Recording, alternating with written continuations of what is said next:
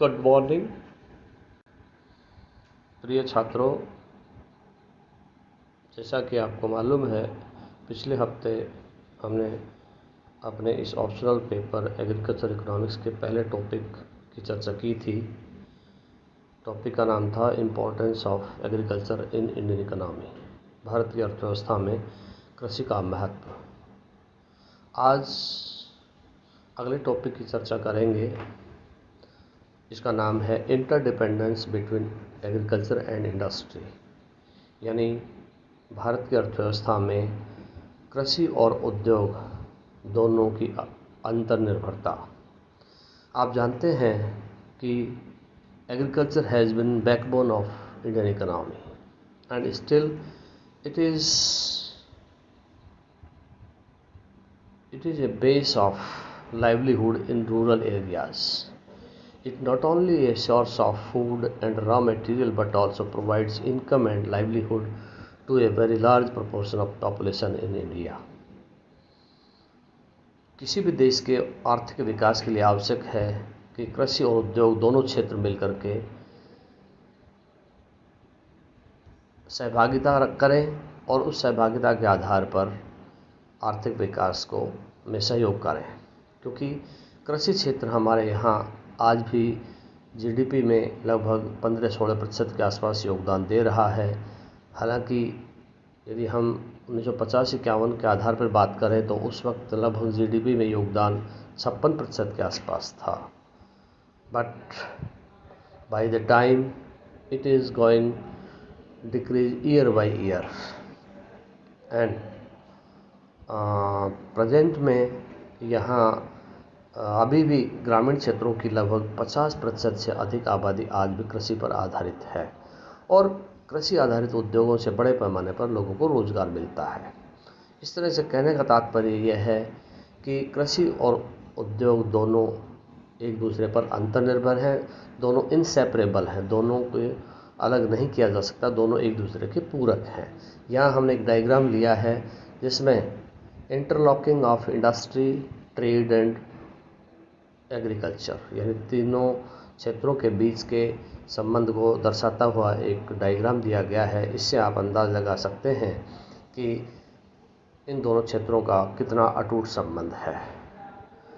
As you know that after independence there has been many challenges before Indian economy, but by the time it faced all challenges with the active cooperation of industries, and now it has become a practice that industry and agriculture both are inseparable.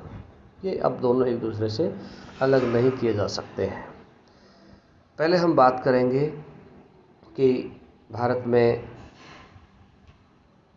उद्योगों में कृषि क्षेत्र का क्या योगदान है, यानी impact of agriculture on industry. यहाँ ये बात जानना बहुत महत्वपूर्ण है कि दोनों क्षेत्र एक दूसरे को इनपुट के रूप में मटेरियल उपलब्ध करवाते हैं, चाहे उद्योग क्षेत्र हो चाहे कृषि क्षेत्र हो। कृषि क्षेत्र आज भी इंडस्ट्रीज़ को बड़े पैमाने पर रॉ मटेरियल देता है।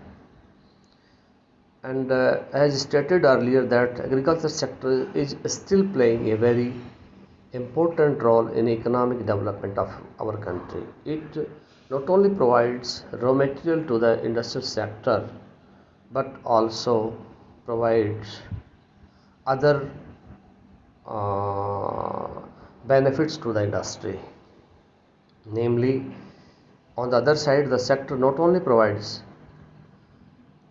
labor supply but also market to the industrial sector, यानी कृषि क्षेत्र न केवल रॉ मटेरियल ही देता है, न केवल एग्रो प्रोसेसिंग इंडस्ट्रीज़ के लिए इनपुट देता है, बल्कि यह उद्योग क्षेत्र को जो एग्रीकल्चर में सरप्लस लेबर है, जिसको हम डिसगाइज्ड अनएम्प्लॉयमेंट के रूप में भी जानते हैं, उस सरप्लस श्रम को उद्योग क्षेत्र को सप्लाई करता है, जिससे उद्योग क्षेत्र में काम करने वाले लोगों की संख्या बढ़ती है, उद्योग क्षेत्र को मजबूती मिलती है।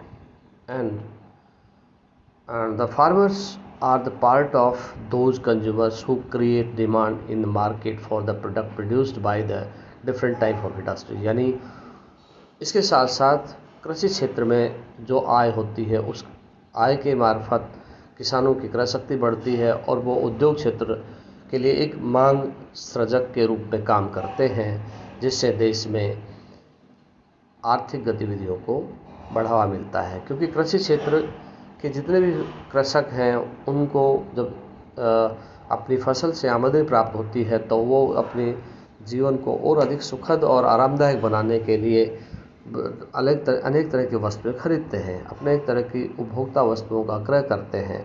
उसमें चाहे वो टीवी सेट्स हों, चाहे फुटवियर्स हों, चाहे वॉशिंग मशीन हो, चाहे टूथपेस्ट हो, या इस तरह के फूड आइटम्स भी हो सकते हैं।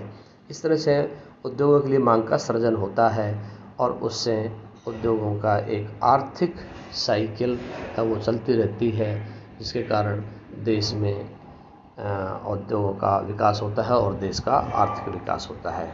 इस तरह से कहने का तात्पर्य कृषि क्षेत्र उद्योगों को बहुत बड़े पैमाने पर प्रत्यक्ष और अप्रत्यक्ष तौर पर मदद करता है।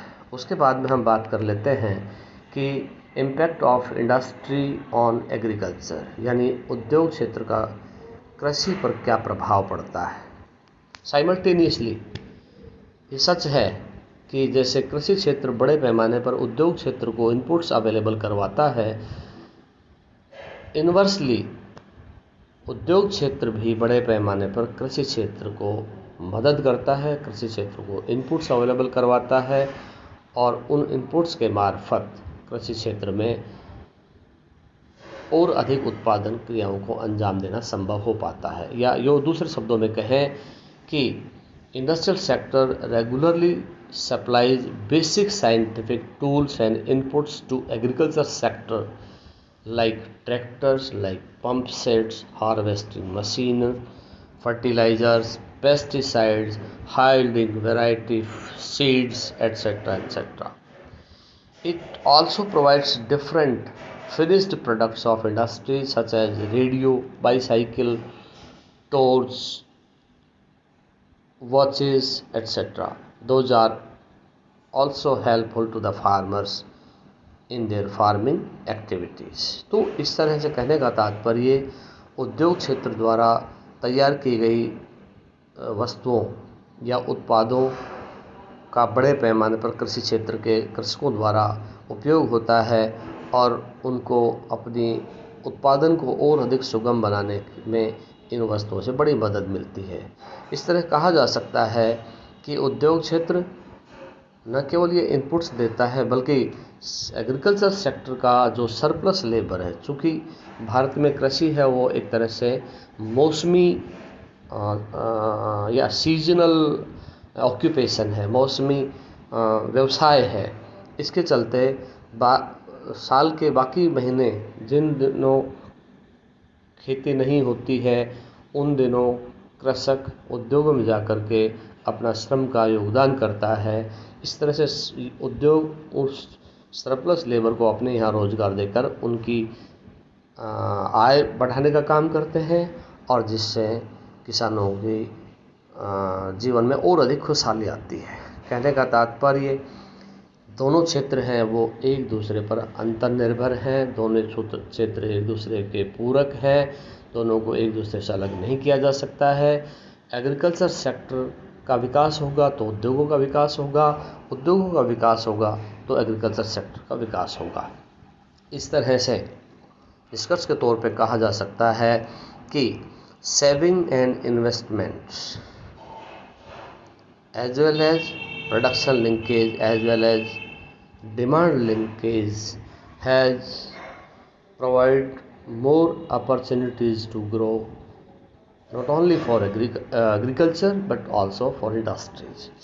उद्योग और कृषि क्षेत्र के बीच जो सेविंग और इन्वेस्टमेंट के लिंकेजेस हैं, यानी कृषि क्षेत्र में जब अच्छी आमदनी होती है किसानों को तो वो अपनी आय को बचाते हैं और उसको निवेश करते हैं, बैंकों में वो जमा करते हैं और वो राशि किसी न किसी रूप में उद्योगों के लिए एक वित्त का काम करती है, उनके लिए एक निवेश के रूप में पूंजी निर्माण का काम करती है, जिससे देश में और अधिक उद्योगों के ढांचे को सुदृढ़ करने में मदद मिलती है। उसके बाद एक दूसरा फैक्टर है कि प्रोडक्शन लिंकेजेस भी दोनों के संबंधों को बहुत मजबूत बनाते हैं, क्योंकि जो उत्पादन कृषि क्षेत्र से होता है उसका उपयोग उद्योग क्षेत्र करता है, और जो उद्योग क्षेत्र में उत्पादन होता है उसका कृषि क्षेत्र में उपयोग होता है।